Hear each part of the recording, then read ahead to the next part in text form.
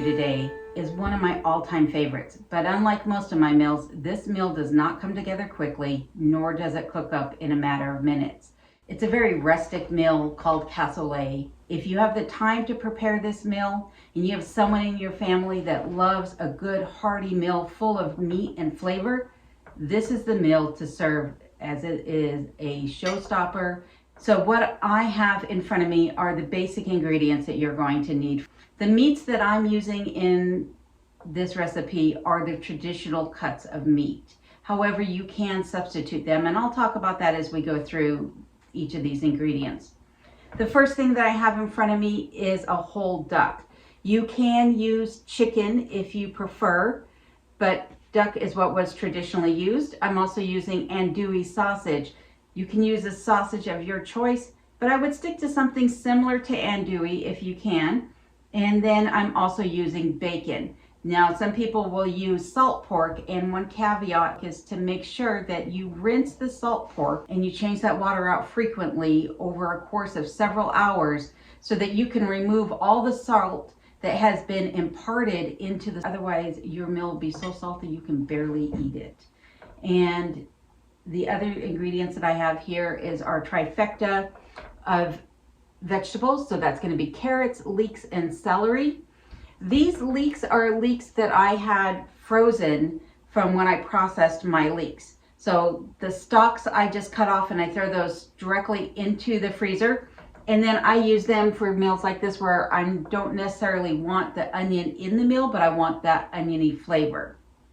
I'm also using celery that I had previously frozen, and then the carrots that I had shown in one of my last videos how to store for the winter months. In addition to that, I'm using canned cannellini beans. If you want to use dried beans, you can as well. And just make sure you soak them overnight to prepare them for cooking. I have some panko breadcrumbs, some dried parsley. You can use fresh parsley as well. I have some bay leaves, some bouillon. Then I also have some black pepper, salt, and some olive oil. In addition to that, one last ingredient that I have is just some tomato paste that we'll be adding to this meal. And so with that being said, I'm going to go ahead and start preparing this, and I'm going to walk you through step by step how this meal comes together. One of the first things that I'm going to do is I'm going to go ahead and cut up my bacon into about 1-inch sized pieces. And then once I have this all cut up, I'm going to go ahead and throw that into my Dutch oven, and I'm going to go ahead and cook that down. Now that the bacon has crisped up, I'm going to go ahead and drain that on a paper towel. I'm going to leave all the fat inside of my Dutch oven. I am going to use that fat to braise the duck. Now, duck, as you know, has a lot of fat content to it too. So this meal is very rich. I'm just going to quarter this duck. That's all I'm going to do. So I'm not going to separate the wing from the breast, and I'm not going to separate the hind quarters from the back. I'll just split that down and basically be left with 5 sections. Now that I have my duck all quartered, I want to go ahead and just give it a good rinse. And I'm rinsing it for a couple of reasons. One, I want to remove any of that juice that ran out of the duck when it was in the packaging. But in addition to that, I also want to remove any impurities and any bone fragments that came from quartering the duck. So I'm just going to go ahead and pat my duck dry, removing any excess moisture. Because again, I'm going to be braising this in the bacon fat. My Dutch oven on a medium-high heat. I still have my bacon grease in here. And so I am going to let that just reheat a little bit, and then I'm going to go ahead and throw my duck in there, but not before I salt and pepper these pieces. Now, if you were using salt pork, you would not want to salt this. It would be very salty in itself, especially if you had not rinsed all that salt brine off of the meat. All right, now that this is nice and hot, I'm going to go ahead and put these fat side down. And because this is such a large bird, I might have to do this in sections. And that's fine. Again, this meal is one that you don't want to rush. You want to take your time with this meal. In order for it to develop the flavors that is inherent to this meal, you need to take your time with it. You cannot rush through this meal, but it is well worth it. I would say if you have the opportunity to make this on a holiday such as Christmas or some other big holiday for you or your family, this is a great meal to serve to a small group of people. It will feed, as you can see, just by the cuts of meat that I have here, it'll feed at least 4 to 5 people, maybe more if you have small children. Now I want this meat to brown evenly on all sides. I'm not cooking the meat in here. All I'm doing is braising it and browning the skin. I want to release some of that fat and I want to start the cooking process, but I'll be finishing this in this same Dutch oven over the wood stove. Traditionally, I would cook this in my large cast iron Dutch oven and I would cook it outside over hot coals. But I got a little late start to my day, and so I'm going to use this and do it over the wood stove, but I will be utilizing the lid from this cast iron Dutch oven so that I can put coals over the top of it and make sure that it cooks evenly through. All right, these are starting to look nice and golden, so I'm going to go ahead and take them out and I'm going to swap them for the uncooked pieces. While the duck finishes braising, I'm going to go ahead and cut up my carrots. These are the same carrots that I just showed in a recent video on how I store my root vegetables. If you have not seen that video, I'll go ahead and leave a link to that at the end of this video. But I've washed these carrots. I am not peeling them. And the reason that I'm not peeling them is because there really is not a need to. Peeling your carrots, once you have all the sand and the grit off, peeling them is just for an appearance factor. Since these are going to be cooked down in this meal, you won't notice that they've been peeled. Let's just put it that way. Now, I am not going to cut up my celery, nor am I going to cut up the leeks, because I'll be pulling those out after we braise those as well. So again, we're just trying to impart some of these flavors into our dish, but we don't necessarily want to leave some of these ingredients in there. They're just to flavor the dish. So the celery and the leeks will stay whole. I will also be braising my andouille sausage, though this sausage by Adele's is actually fully cooked. So there's not really a need for me to cook this, just heat it through, but I'm going to braise it just to, again, add some richness to this dish. I'm going to go ahead and relight this, and I'm going to go ahead and throw in my carrots. Go ahead and throw in the celery as well as the leeks. I'm just going to go ahead and cook these until they are nice and brown and some of that flavor has come out of them and into the fat that we're cooking in. I'm going to let this finish cooking for a moment, let those soften up and cook down a little bit.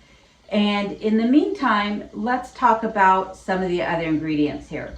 If you're using chicken, you'll want to go ahead and use some type of bouillon or some type of stock. I am not going to add this to my recipe though, because the duck itself is so rich in flavor that I actually don't need this. Before I threw in my trifecta of vegetables, I went ahead and poured out about half of the fat from the duck and the bacon. And I don't want to discard that because I'm going to use that later on in the recipe. However, if you're not a big fan of using so much animal fat, you can also use olive oil. It smells so good in here with these vegetables roasting away in here. Absolutely delicious. But I'm going to let them cook down a little bit further, and then I'll pull out the celery and the leeks, and I'll throw in my andouille sausage. All right, I've gone ahead and separated out my carrots from my leeks. And I'm not going to discard these either, because I will use these again in a soup later on this week, using the leftover bones of the duck. But for now, I'm going to go ahead and I'm going to add in my andouille. I'm just going to brown these real quick. Now that our sausages have braised, I'm going to go ahead and put in my cannellini beans, and I'm actually putting them in with the juice that they were packed in. And that's going to help deglaze the bottom of my Dutch oven. Now I've got 2 cans here. But I think I'm going to go ahead and add in another can. You want to make sure that there's enough beans. Traditionally, you want about a pound of cannellini beans in this recipe.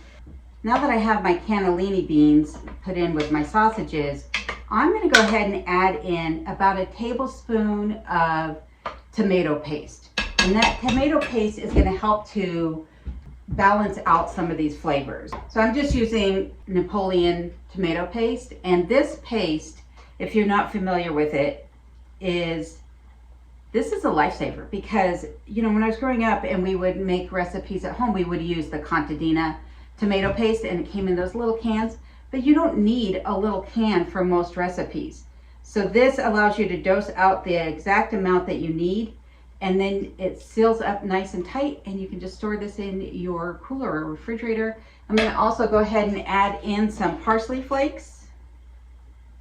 Now I put in about 2 to 3 tablespoons. I happen to really like parsley. I'm going to also go ahead and throw in a couple bay leaves, and I think I'm going to go ahead and add in some thyme. I'm just going to go ahead and stir all of these things together, and then I'm going to go ahead and throw in my bacon, and I'm also going to go ahead and throw in our duck quarters, and then I'm going to get this put on the stovetop. I'm just going to set this directly on top of the wood stove and allow that to cook from the bottom up. In about an hour's time, I'm going to switch out the lids and I'm going to put some hot coals directly over the top of this, and that will help to make sure that it's cooking evenly throughout. And if you were cooking this at home, you would want to do this in an oven at about 350 degrees, and you will want to check on it every few half hour, 45 minutes, and give it a good stir. It's going to get nice and crusty on top, but that's not the final dish yet. So there's still one more step to come after we allow this to cook. So stick with me. Well, everything has come up to a boil again, and so I'm going to go ahead and remove this lid, and I'm going to put on the lid from my traditional Dutch oven and load it up with some hot coals so I can start to brown everything from the top. Now I'll let this sit here and cook over the next couple of hours. The heat from the top is going to brown that duck, and the heat from the bottom is going to keep everything boiling. By the time this is done, everything is going to be a nice golden color, and the meat is going to be fall off the bone tender. All right, now that our cassoulet has been cooking for the last few hours and the meat is tender, I am going to go ahead and toast up some panko breadcrumbs. Panko breadcrumbs differ from traditional breadcrumbs because of the way they're produced. They don't absorb oil, which allows them to remain crispy and provide a delightful texture on deep fried foods or as a topping as we're using today. And then I'm going to take that leftover bacon grease and duck fat, and I'm just going to go ahead and pour in about a tablespoon of that, and I'm just going to give that a good stir and mix all that into the panko. And I might add more as I go along, just need to see how well that distributes. I'm just going to lightly toast these over medium heat until they're golden brown, and then we're going to simply place this over the top of our cassoulet. It's going to help to draw up some of that moisture and thicken up the stock essentially. And then this is ready to serve. Now to serve this, you'll want to use a soup plate. So not necessarily a bowl, but you want something that's deep and that can help hold some of those liquids in. This is a good meal to serve with some nice rustic bread, a shepherd's loaf or sourdough if you have it. You want to make sure that, you know, as you're serving this, that you're getting some of the sausages, some of those cannellini beans and the topping on there. And I guarantee you that this will send you to bed with a very nice full stomach and keep you full through the night. So I'm off to enjoy my dinner. Until next time, please stay safe and take care. And I always say thank you for watching this video. Please remember to give it a thumbs up and subscribe if you haven't. Watch these videos if you haven't seen them already. And until next time, I'll see you then.